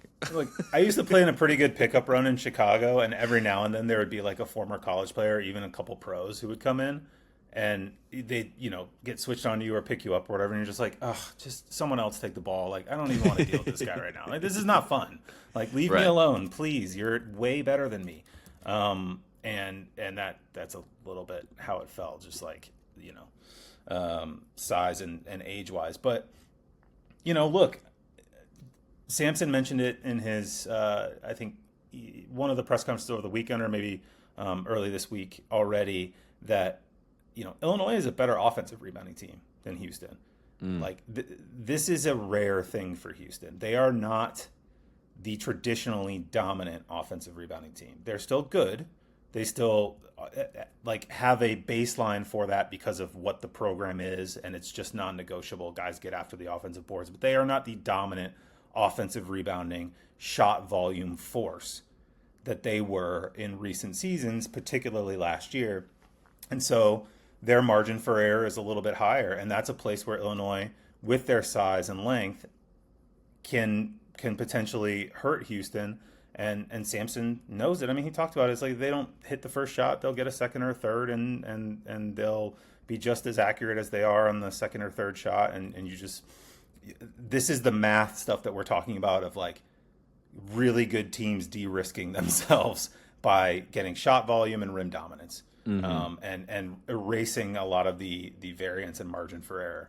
And so Illinois, I think, as much as we may look at the Wagler matchup and, can Boswell take some of that responsibility because he is such a physical guard and will be going up against physical guards.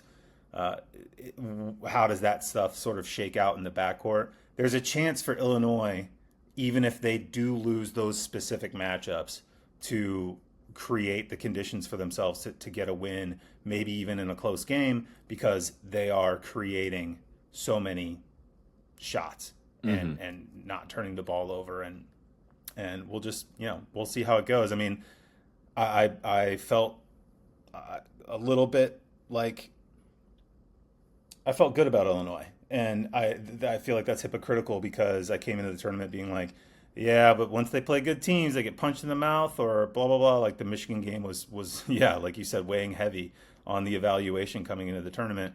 But what they did against Penn and then VCU was like total dominance, and I do feel like it sets up well for what is going to be an absolute battle against Houston in Houston. And you got to feel good if you win this game. I mean, not to get ahead of ourselves, but I mean, you have a clearer path, it seems like, to the Final Four. You know what I mean? This game right here, without Florida in the mix, you got to feel good about your chances to get to Indy. Not to disrespect Nebraska or Iowa, but I think that this is going to be like almost like an Elite Eight type game. So it'll be good. Yeah, and two teams they've seen before. Obviously, did they play Iowa this year? Yes, they did. They won at Iowa. They lost at home to Nebraska and then won at Nebraska. So it's kind of interesting because I think Nebraska and Iowa split too. So you really can't read too much into those games. And they were like totally different games, Nebraska and Iowa. One was like a really high paced game that they lost, and then one was like a low possession game that they won. So interesting. Yeah, and you also you give coaches a week to scout things and come up with game plans, and like we saw Iowa lose to Maryland, Purdue, Wisconsin, Penn State, Michigan, Nebraska, and then Ohio State in the Big Ten tournament, all from February 11th on. When they finished 2-8, 3-8, whatever it was.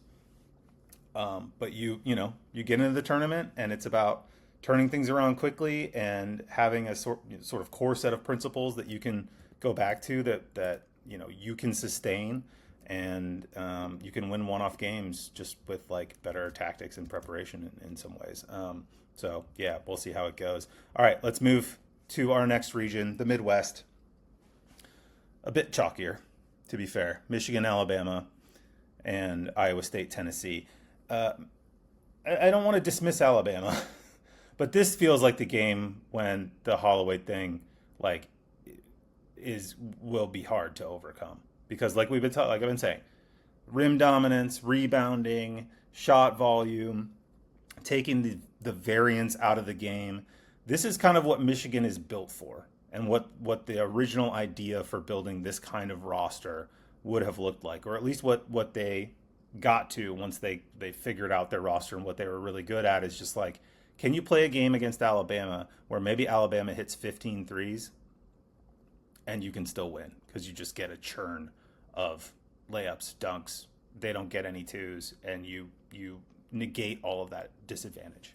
I wouldn't be shocked if Alabama makes like 5 threes in this game. You know what I mean? Like I feel like they emptied the clip against Texas Tech. In fact, when I was watching, I was like, guys, let's reel it in. Like, do we need to keep taking threes? You know, like Aiden Sherrell's hitting a 3, and they're shooting 55% from 3, and they've made 17. I was like, wait a second. Let's save some of those for the next game because I think they're going to need it. This is going to be a high variance game. Obviously, Alabama's a high variance team. That's the buzzword when it comes to Nate Oates and his math-based offense. We know what that is, threes and at the rim. I just think the rim is the issue in this game. And I think Lindeborg, Mara, and Morez Johnson, obviously, are guys that are going to give them problems. So I know Cadeau will be a storyline, but I think Cadeau has really kind of found his footing in this tournament. So I'm right there with you. I think this should be, hopefully it's an entertaining game because Alabama's able to get some shots up and keep it competitive. But I could totally see Michigan, once we get to the under 12 of the second half, kind of separating themselves. And I think that's more where this game feels like it's going to end up.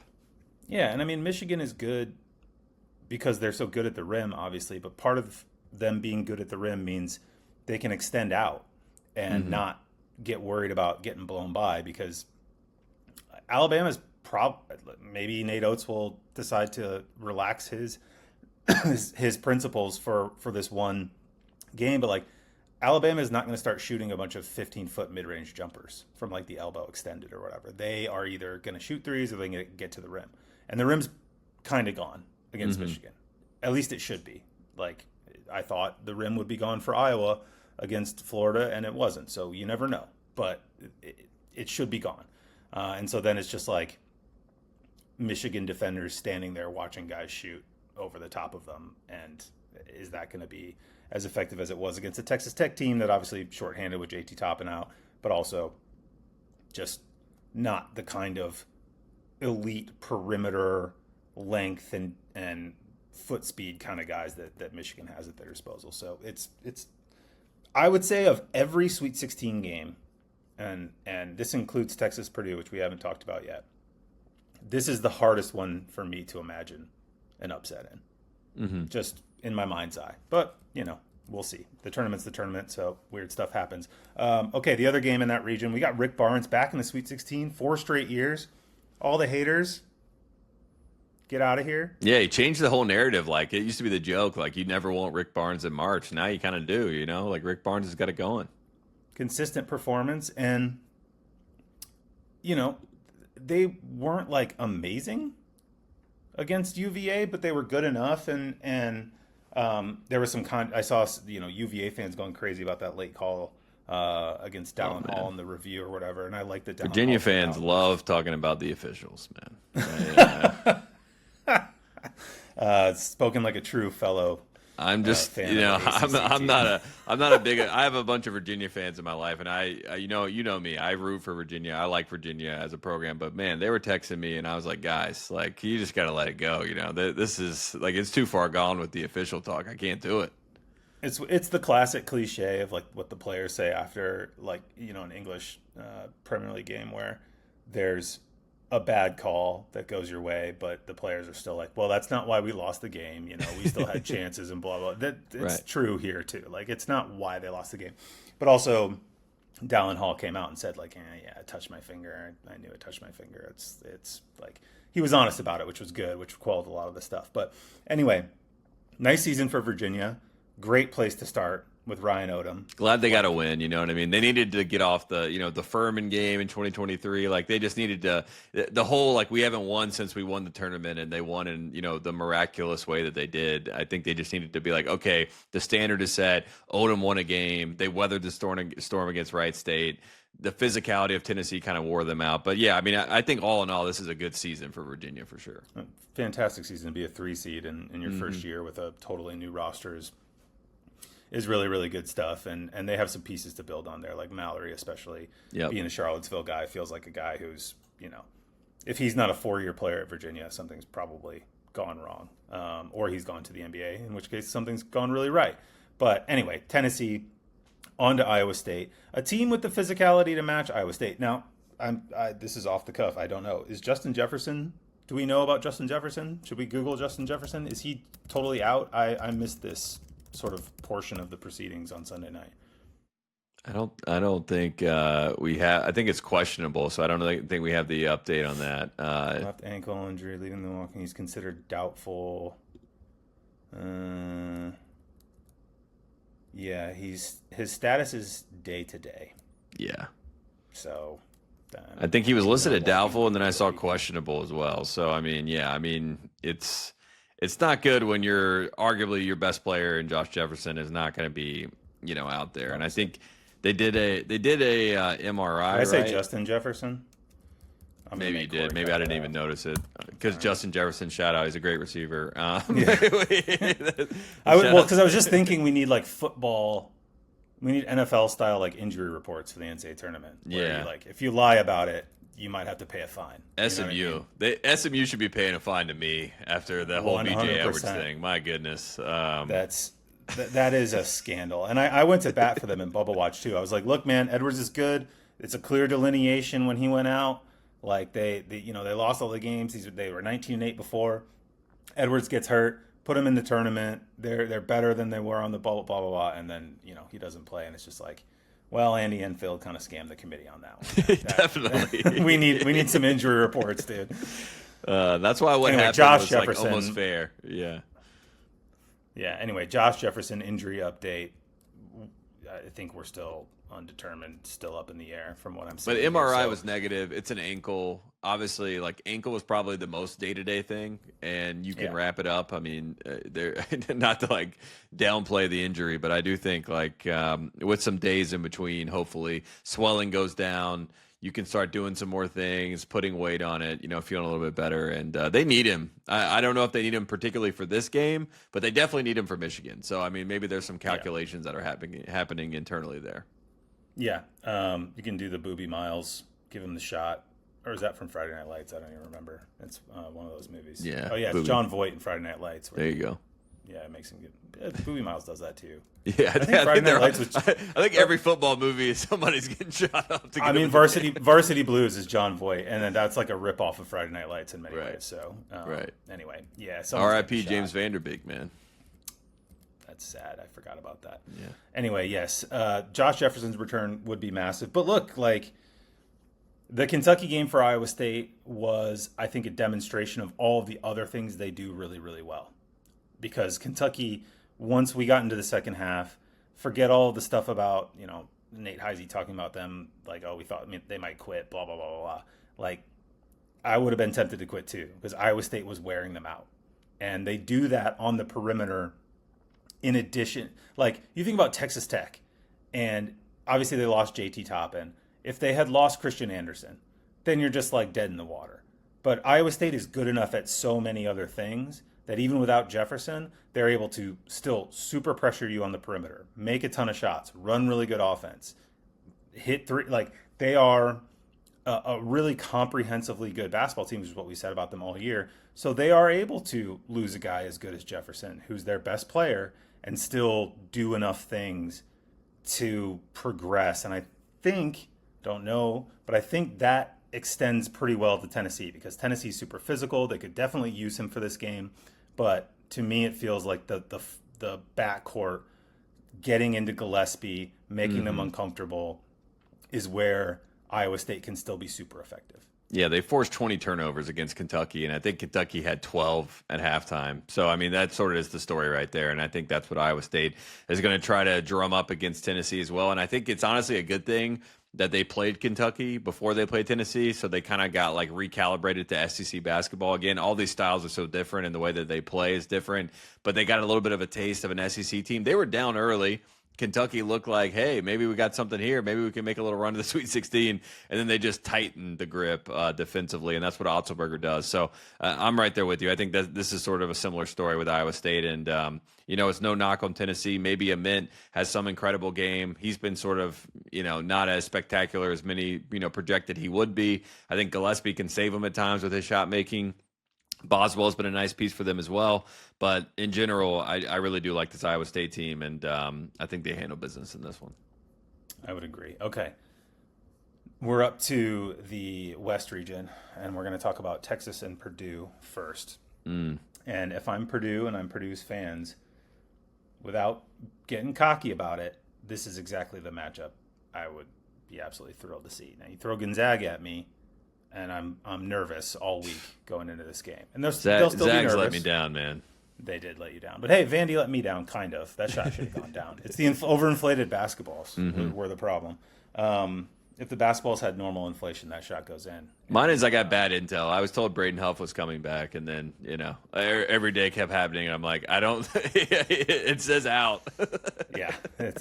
Again, injury reports. We need them. You got to pay a fine out of your NIL budget if you're – although I don't think Gonzaga was, too over the top with that. But anyway, this is the kind of game Purdue – look, Texas has played better defensively in the tournament. They have. But they have not gone on my classic example of this is Duke 2015. And you'll probably remember that team. Could not guard during the season at all. All of a sudden they get in the tournament and they're shutting everybody down. Yeah, Justice Winslow. Winslow and Okafor suddenly an amazing defender on the low block. And it's like, what had the split between their regular season and the tournament defensively in terms of points per possession, adjusted and all of the stuff, was ludicrous. That's not what Texas is doing. They are playing better defensively, but they're, you don't have to go back more than 3 weeks or 2 weeks to find really bad defensive performances against so-so teams. And so I'm a little it's 3 games. Yes, they're tournament games. They mean more. You can get buy-in, and we've seen clips of Sean Miller really driving his guys forward and all that stuff. But if I'm Purdue, I'm looking at this and thinking, we stay solid defensively, we can pick these guys apart. Yeah. Also, we run actions where they're going to have to communicate on defense. And that's the other part where I just feel like this is one of those games where Matt Painter's system is going to be able to flourish. And, Fletcher Lawyer, he's the most swing momentum guy for this team, where if he's making shots as he did in the last game, you're just like, oh yeah, this is why Purdue can win the national championship. That's the level that he can get you to. And I just think they're going to run a lot of good actions in this game. I think they're going to make Texas be confused. And I know Vokatitis has been really good for them. Dalen Swain's had some nice moments as well for this team, and obviously is an NBA prospect. Tremont Mark, the incredible shot against NC State to get him to this point. I just think they change locations. They go to the regional. The magic is going to run out, and I just think Purdue is it's a well-oiled machine against this Texas team, especially on the offensive end, and I think they're going to give Texas fits. The communication is going to be I think it's going to be a big talking point when you're how does the athleticism of Texas not disrupt this Purdue team more? And they're going to show you why, because they're going to run good stuff. And Trey Kaufman-Renn, Braden Smith, I think this is kind of those games where you kind of see a Matt Painter masterclass. Yeah, and we could see maybe a reversion to Texas fouling the shit out of people, as Sean Miller said, because I'm thinking, I was originally thinking about TKR and Oscar Clough down low. Yeah, but also Braden Smith's really good at drawing fouls because he just gets by you and then dips his shoulder and you got a whistle and suddenly you've got 2 and you're at a disadvantage guarding him for the rest of the game or whatever.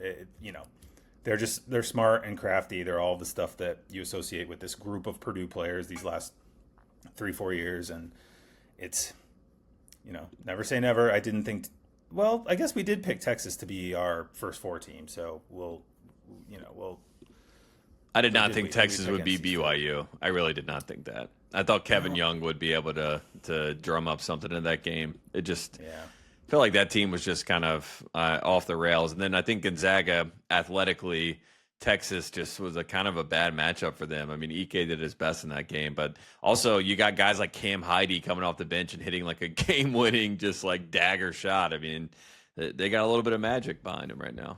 They do. And also, Cam Heide redemption game, by the way. Purdue, Texas. Cam Heide, a transfer out of Purdue.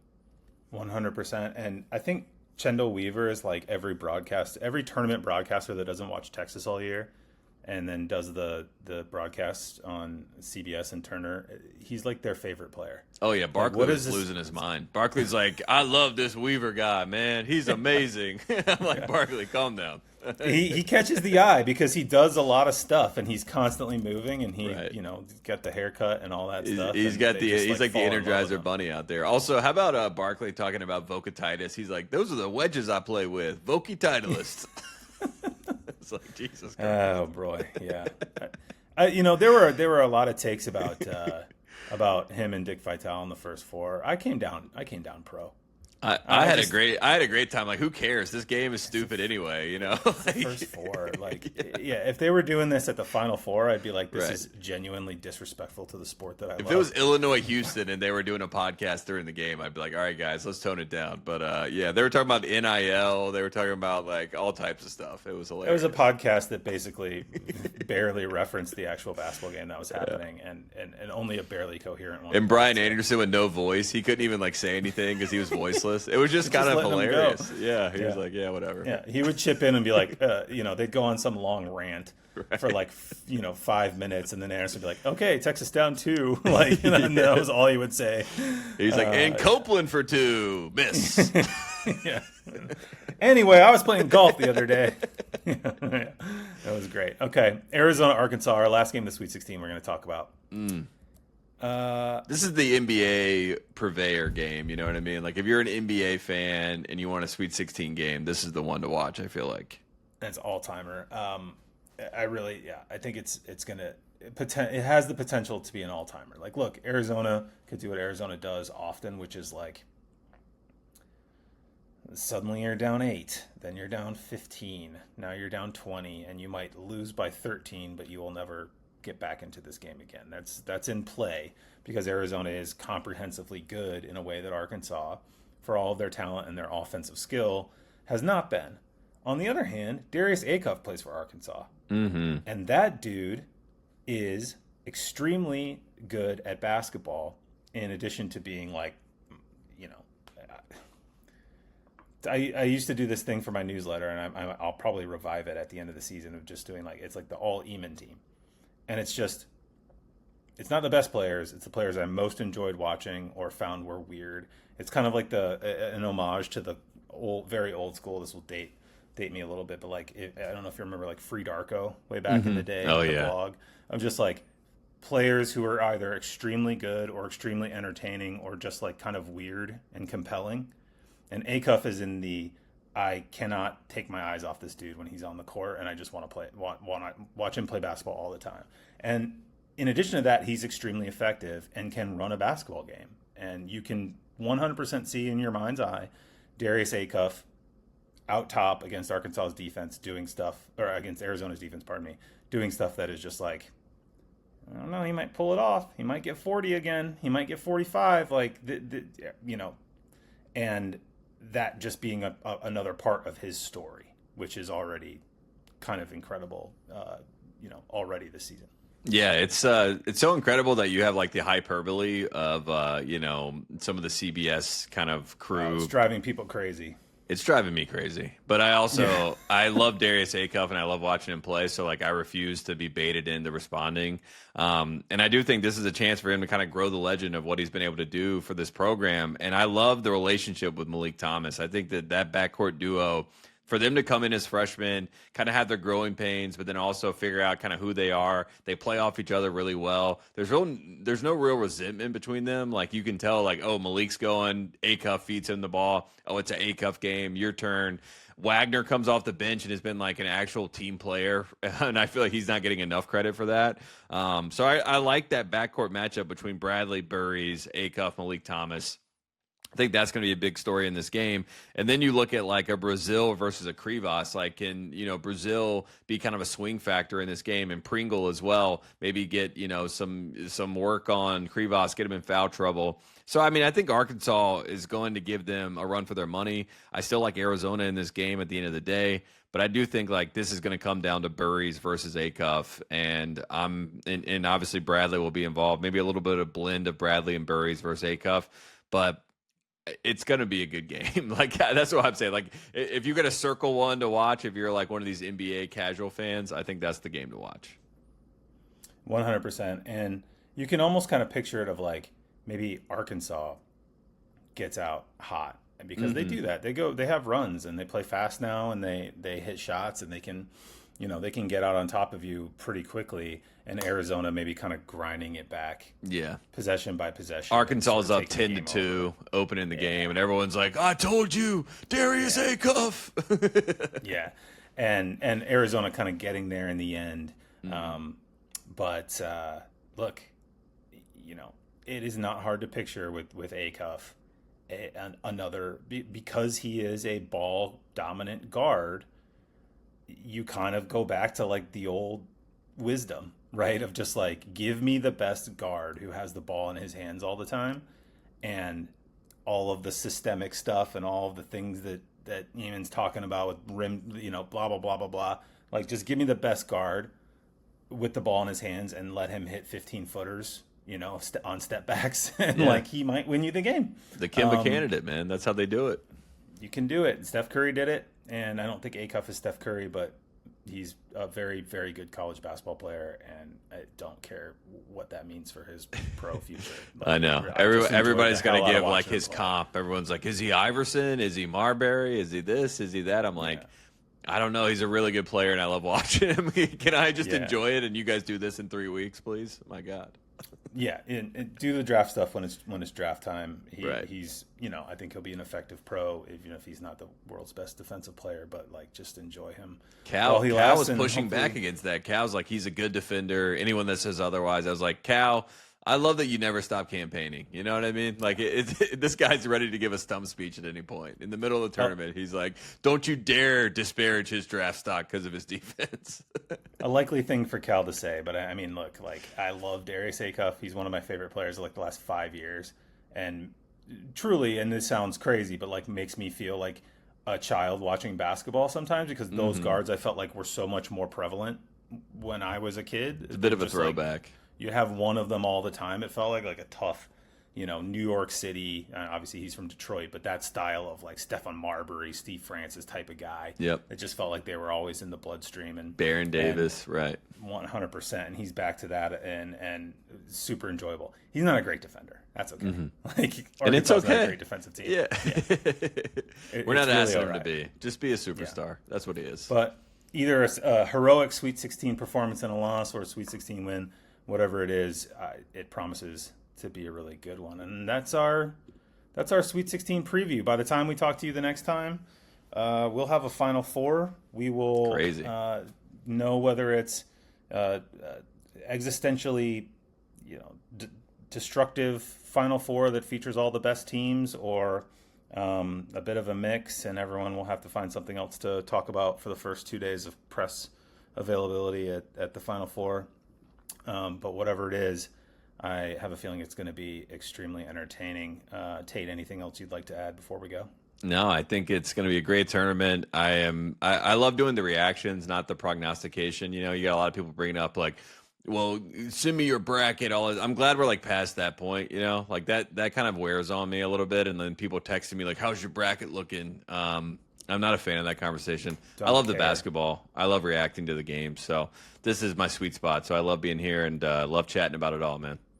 Yeah, it's been good. Okay, we will be back next week with another show on the Basket Under Review .com family of podcasts and content. Go check out the website. Thank you to Corey at Basket Under Review, our producer, for putting it all together. Thanks to Trilly Donovan and everybody at the site. And thank you all for listening. Been a great tournament so far. Looking forward to the second weekend. We will talk to you after it's all over. Thanks. Bye-bye.